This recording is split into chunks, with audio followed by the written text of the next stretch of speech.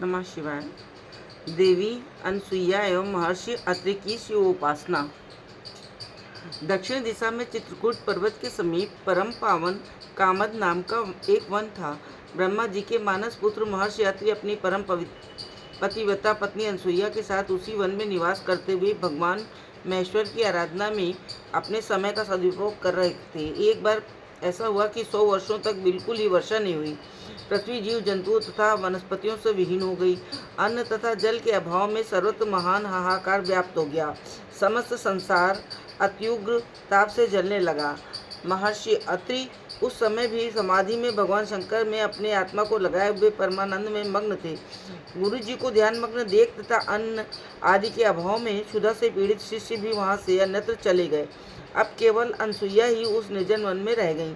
वे भला अपने पति को ऐसी अवस्था में छोड़कर कहाँ जा सकती थीं। ऐसे समय में पति की परिचर्या और महादेव जी की आराधना को ही उन्होंने इस भयंकर आपत्ति में बचने का एकमात्र उपाय समझा। अनसुईया ने पतिदेव के समीप ही एक सुंदर पार्थिव लिंग की स्थापना की और अवर्षण के कारण अन्य किसी उपचार के न मिलने से वे मानस उपचारों द्वारा भक्तिपूर्वक उनकी आराधना करने लगीं। इस तरह उनका पूजन कर हाथ जोड़ भगवान शंकर और अपने पति की परिक्रमा करती और उन्हें साष्टांग प्रणाम करती। अन्न जल का उन्होंने बिल्कुल परित्याग कर दिया। इन दोनों देवों की उपासना ही उनका एकमात्र कार्य रह गया था। अत्रि के तप और अनसुईया की आराधना से सभी देवता तथा ऋषि आश्चर्य करने लगे और दर्शन करने के लिए वहां आए। गंगा आदि पवित्र नदियों को भी आश्चर्य हुआ और वे भी वहां पहुंची। सभी देवगण तथा मूर्तिमती पुण्य गंगा आदि नदियां दोनों के त्याग सेवा तपस्या की भूर भूर प्रशंसा करने लगी। उस कुछ समय के बाद अन्य सभी देवता ऋषि महर्षि तो चले गए, किंतु गंगा माता और भगवान महादेव वहीं रुक गए। भगवती गंगा अनसुईया के पति पातिव्रत धर्म तथा शिव सेवा में अनन्य निष्ठा के प्रभाव से मुग्ध होकर वहां रह गईं और उन्होंने बिना कुछ उपकार किए वहां से न हटने का निश्चय कर लिया तथा भगवान शंकर महर्षि अत्रि के ध्यान में के बंधन में ऐसे बंध गए कि वहां से हट न सके। 54 वर्ष के पश्चात महर्षि अत्रि की समाधि टूटी। उठते ही उन्होंने जल मांगा, किंतु जल का तो वहाँ कुछ नाम निशान भी नहीं था। बेचारी अनसुईया बहुत चिंतित हुई और कमंडल लेकर जल की खोज में चली। उनके पीछे पीछे सब नदियों में श्रेष्ठ गंगा जी भी चली। मार्ग में उन्होंने अनसुईया से कहा, देवी मैं तुमसे बहुत प्रसन्न हूँ, मुझसे जो कहो मैं करने के लिए तैयार हूँ। अनसुईया ने कहा, हे कमल नयने, आप कौन है और कहाँ से पधारी हैं? आप जब तक मुझे अपना पूरा परिचय न दे तब तक मैं किसी प्रकार की प्रार्थना कैसे कर सकती हूँ। अतः आप मुझे अपना यथार्थ परिचय दीजिए। मूर्तिमती भगवती गंगा ने कहा, हे शुभचिंते, हे शुचि स्मृति, मैं गंगा हूँ और तुम्हारी पति भक्ति तथा शिव भक्ति देखकर तुम्हारे ऊपर वशीभूत हूँ। मुझसे जो वर मांगना चाहती हो सो मांग लो। गंगा जी के ऐसे वचन सुनकर अनसुईया ने उन्हें प्रणाम किया और कहा कि सरिद्वरे, मेरे पतिदेव अभी समाधि से उठे हैं और जल मांग रहे हैं। इस क्षेत्र में बहुत वर्षों से जल ही नहीं बरसा। मैं जल लाऊं तो कहाँ से लाऊं? यदि आप मुझ पर प्रसन्न हैं तो मुझे जल दीजिए।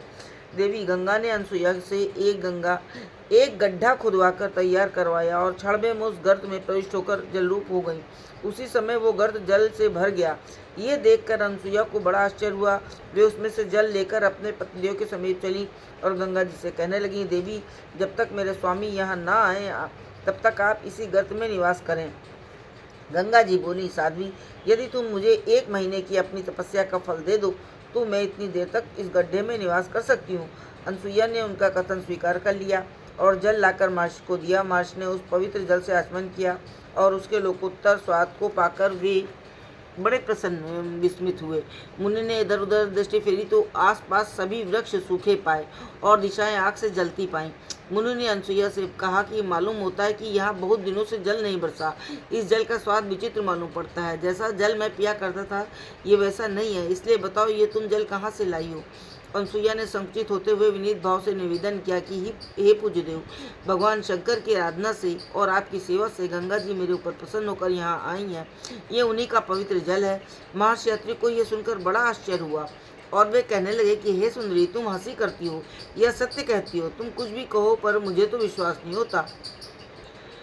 योगियों और देवों के लिए भी जो कार्य दुष्कर है वो तुमसे कैसे हो सकता है? मुझे तुम्हारे कहने पर बड़ा आश्चर्य हो रहा है। यदि तुम्हारा कथन सत्य है तो तुम चलकर मुझे वो स्थान दिखलाओ। बिना देखे मैं विश्वास नहीं कर सकता। अनसुईया के ने मुनि को ले जाकर वो जल पूरित गर्त दिखाया। गंगा जी के दर्शन से मुनि के हर्ष का पारावार न रहा और वे हाथ जोड़कर विनयपूर्वक प्रार्थना करने लगे कि हे देवी, आपने हम सबके ऊपर बड़ी कृपा की है। इस क्षेत्र का बड़ा भाग्य है कि आपका यहाँ शुभ आगमन हुआ है। अब मेरी प्रार्थना यही है कि आप कभी भी इस स्थान का परित्याग न करो। अनसुईया ने भी इसी बात की प्रार्थना की। उनका वचन सुनकर गंगा जी ने अनसुईया से कहा कि हे पतिव्रते, यदि तुम शिव जी की 1 वर्ष की पूजा का फल तथा अपने पतिदेव की सेवा का फल मुझे दे दो तो मैं यहाँ निवास कर सकती हूँ। दान, स्नान, यज्ञ और योग आदि से किसी से भी मुझे उतनी प्रसन्नता नहीं होती जितनी कि पतिव्रत से होती है। पतिव्रता को देखकर मुझे जितनी प्रसन्नता होती है उतनी किसी बात से नहीं। हे साध्वी, पतिव्रता स्त्री को देखकर मेरे भी पापों का नाश हो जाता है। इसलिए संसार के कल्याणार्थ यदि तुम अपने 1 वर्ष के तप का फल देने को तैयार हो जाओ तो मैं यहाँ अपना स्थिर निवास कर लूँगी। गंगा जी के ऐसे वचन सुनकर पतिव्रता अनसुईया ने 1 वर्ष के कठिन तप का पुण्य फल उन्हें दे दिया, क्योंकि महापुरुष लोग स्वयं कष्ट उठाकर दूसरों का उपकार ही करते हैं। ईख स्वयं तो कोल्हू में पेरी जाती है, परंतु दूसरे को मीठा रस देती है। इसी प्रकार सोना स्वयं तो हथौड़ा सा पीटा जाता है, पर आभूषण के रूप में परिणित होकर दूसरे को विभूषित करता है। ऐसे दुर्लभ पुण्य फल को पाकर गंगा जी ने उस स्थान से में रहने का वचन दे दिया। उसी समय अनुसुईया द्वारा संस्थापित उस पार्थिव शिवलिंग से पंचमुख महादेव जी का आविर्भाव हुआ। उन्हें देखकर उन दोनों को बड़ा आश्चर्य हुआ। देवेश्वर महादेव बोले, साध्वी, मैं तुम्हारे ऊपर परम प्रसन्न हूँ, जो वर मांगना हो मांगो। अनसुईया ने हाथ जोड़कर कहा कि हे महेश्वर, यदि आप मुझ पर प्रसन्न हैं तो आप सदा इस वन में निवास करें और अपना सर्व दुख हर दर्शन देकर संसार को भवबाधा से बचाएं। महर्षि अत्रि ने भी भगवान की स्तुति की और वहां निवास करने के लिए प्रार्थना की। आशुतोष भगवान ने उनकी प्रार्थना स्वीकार कर ली और पार्वती तथा गंगा जी के साथ वे अत्रीश्वर महादेव के नाम से आश्रम में निवास करने लगे। उसी दिन वो दीर्घ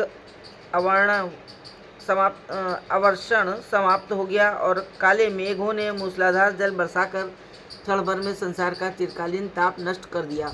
उस वन में सब प्रकार के धान एवं फल फूल उत्पन्न होने लगे। दूर दूर से ऋषि लोग आकर सब कामनाओं को पूर्ण करने वाले उस वन में बस गए। इस प्रकार अनसुईया की तपस्या, महर्षि अत्रि के पूर्ण एवं भगवान शंकर की अनुकंपा से उस वन में फिर नवजीवन आ गया। इस परम पावन तीर्थ में निवास करने से मनुष्य को अवश्य मुक्ति मिलती है। उस दिन से अविनाशी रूप से स्थित हुआ वो जल हाथ भर के गर्त में मंदाकिनी के नाम से प्रसिद्ध हो गया। जय जय भोलेनाथ।